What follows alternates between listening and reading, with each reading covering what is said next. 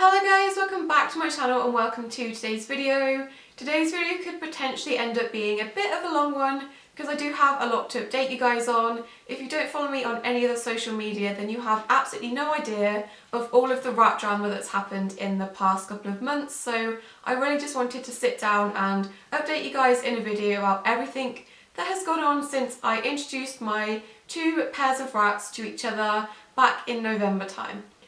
But before we get into all of that, I did just want to quickly tell you guys that I've decided to make a Patreon.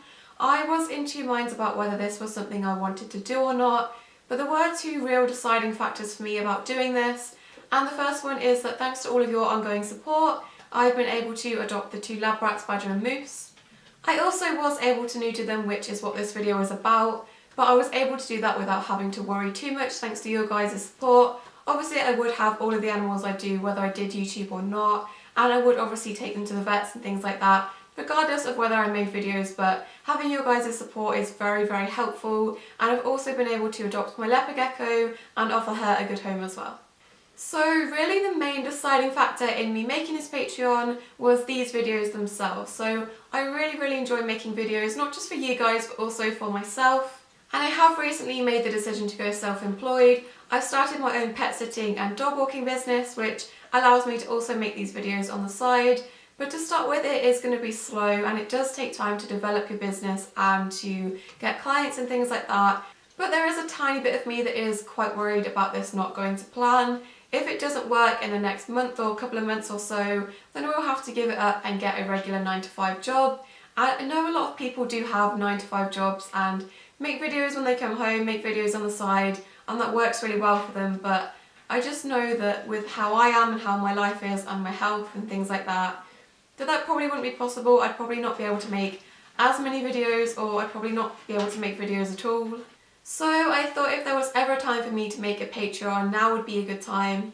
Of course, you're under no obligation to become a Patreon. Just you being subscribed to my channel is definitely enough. If you do want another way to support me besides this channel, I'll leave the link down in the description below. When you sign up to become a Patreon, there are a few little perks you get. Some of those are exclusive content that you won't see anywhere else, help with naming new animals and first look at new animals that I get. And there's also a chance for you to get a handwritten letter from me every month and a little painting. So if you are interested, the link is down in the description. Once again, you don't have to, but it's there for anyone that does want to. So I'm going to stop talking about that now and get into the main video. So back in November, I introduced my two groups of rats. We had Sprout and Sunday, which I've had since they were a baby, and then we also had my adopted rats, Badger and Moose, which were lab rats, and I adopted them at about 18 months old. I do have a video on my channel from back in November where I introduced them. I'll leave it linked in the little iCards. I can never remember which side it's on. I'll leave that video linked, and introductions went quite well, probably a bit too well actually. There were a few signs that Badger and Moose had a few issues with their hormones during the introductions, but nothing terrible happened, and overall the introductions went quite well. There were a few things such as them excessively humping the other rats, but apart from that nothing terrible happened and they seemed to be getting along quite well. So because the introductions went so well, they were living together for about a month, and during this time nothing terrible happened. They did have a few scuffles here and there, but the general rule is if there's no blood then there's no foul, which there wasn't. None of them had injured each other. They just had a few scuffles here and there in the cage, but generally they used to resolve it, and I'd find them sleeping together in a big pile, which is a good sign, and generally there was nothing really worrying going on during that month that they were living together. So over time, these minor fights were starting to get a bit worse. I was finding minor cuts and scratches on the other rats, and I was very much considering getting them neutered at this point. Nothing terrible had happened to make me think about getting them neutered, but they were showing a few signs I wasn't happy with, and I was monitoring them very closely to make sure it didn't escalate.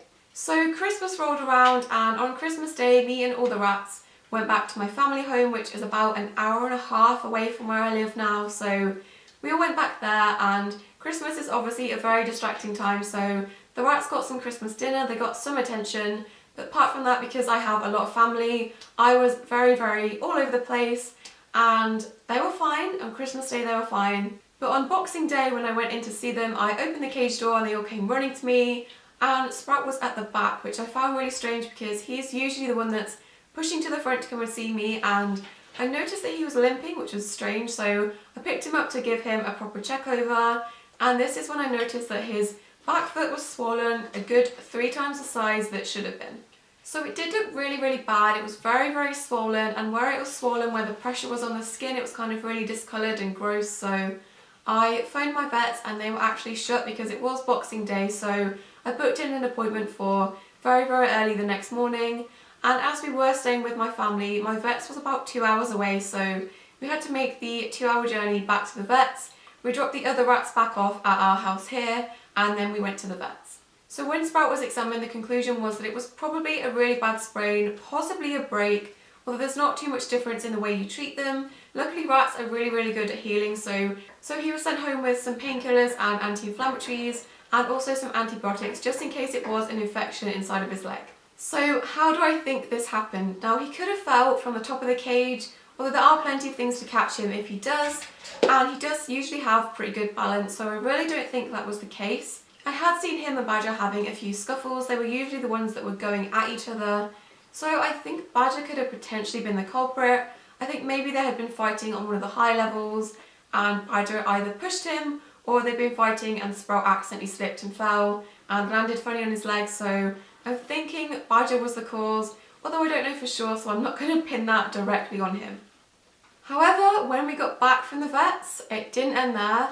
I'd quickly dropped off the rats in their cage here whilst I took Sprout to the vets, and I came home to find that Sunday had been attacked by either one of the other rats, so either Badger or Moose, although I do think it was probably Badger. He had a gash about this big on his back, and also one of his ears had been bitten and slightly cut down the middle, so I was not happy about that. Sprout did need to be on kind of bed rest for his leg. He needed to be in a smaller cage that he couldn't climb, and obviously he needed to be with a friend for that, so I was already planning on putting Sunday with him and separating him from the rest of the rats, but seeing this and seeing what they'd done to my poor Sunday's ear, I immediately just took him out of the cage and separated them, and that was the first real fight they'd had that had caused this much injury.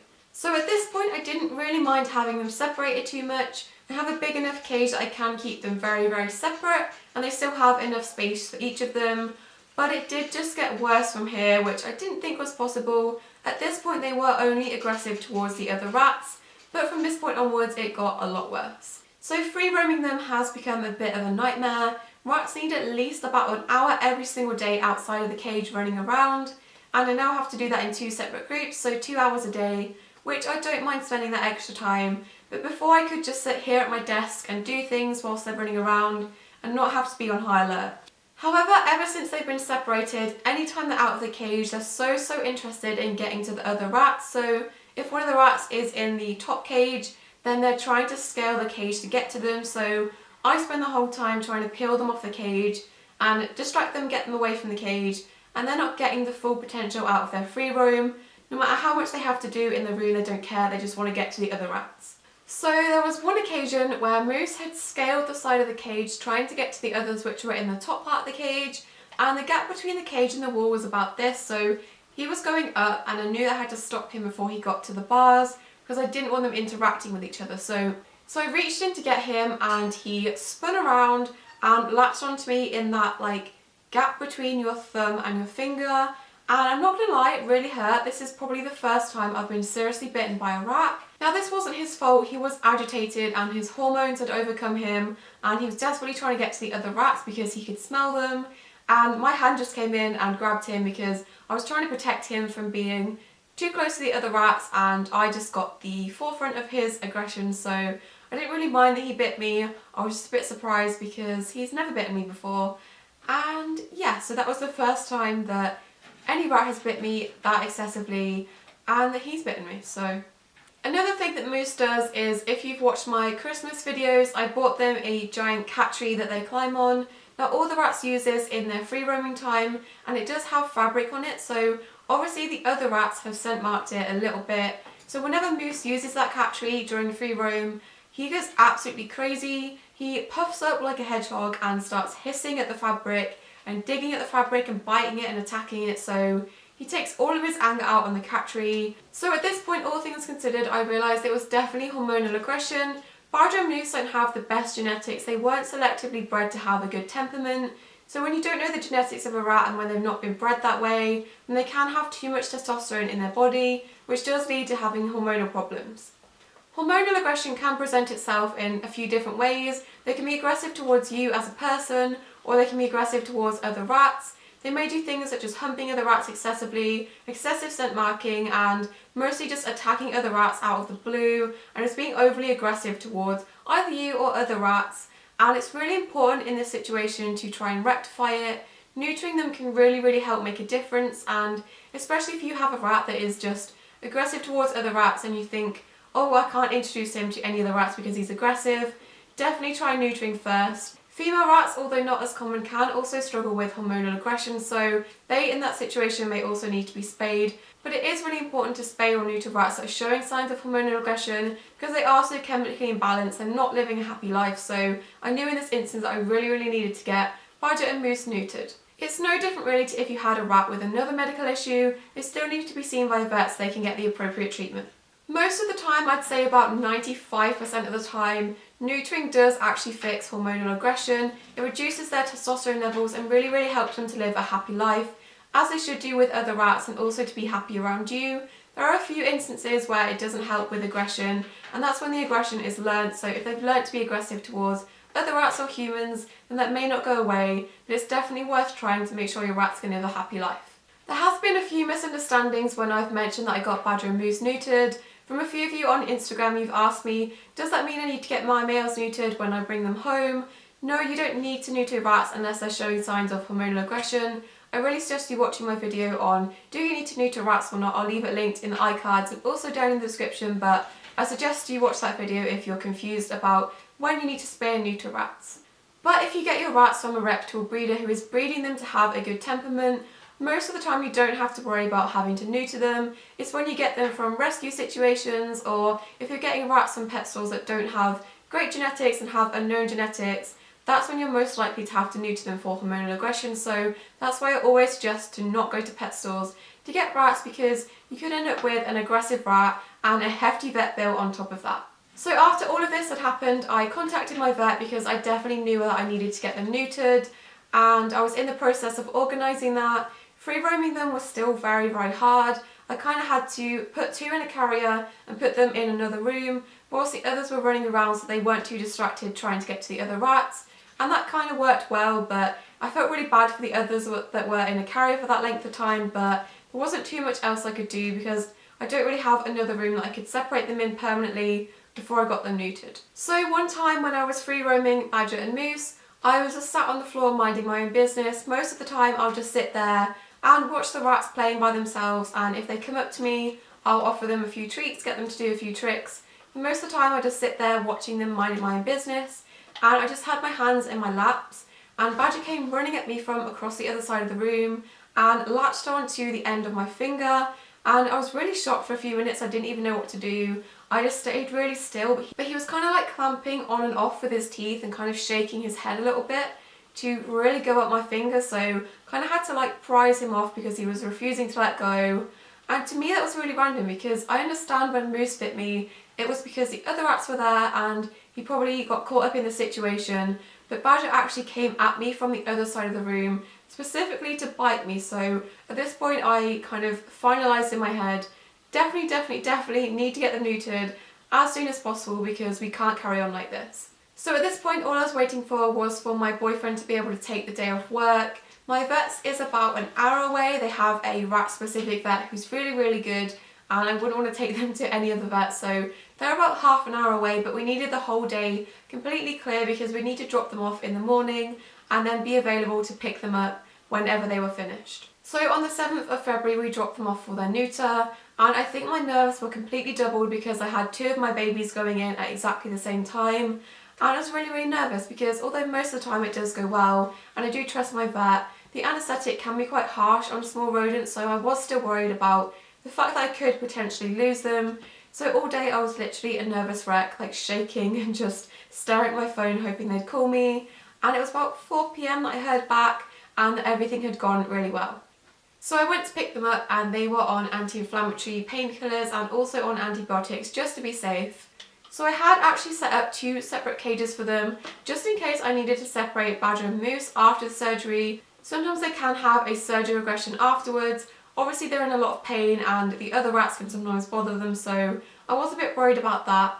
But the vets had actually had them together for about 4 hours after the neuter, and they hadn't showed any signs of troubling each other, and they'd actually been acting as great comfort for each other, so I chose not to separate them. But if you're in a situation where you have your one rat being neutered, or you're neutering 2 rats that are aggressive towards each other, then I'd definitely consider keeping them separate whilst they heal and whilst their hormones die down. So I kept them in a smaller cage whilst they were recovering, just to prevent them from climbing and hurting themselves, and I did need to check that they were peeing and pooing fine, so I was watching for that for the first couple of hours, and then I gave them a little house and a water bowl, just basic things to keep them comfortable but not too active. I do think one day I'll make a video on how to give rats medicine, because it's definitely a tried and tested method that I've come to find that works best for me, but I did have to give them medicine about 3 times a day, I think, so I'll insert the clips of me giving them their medicine now, but if you want I will make a separate video on how to do that, just in case you ever need to give your rats medication.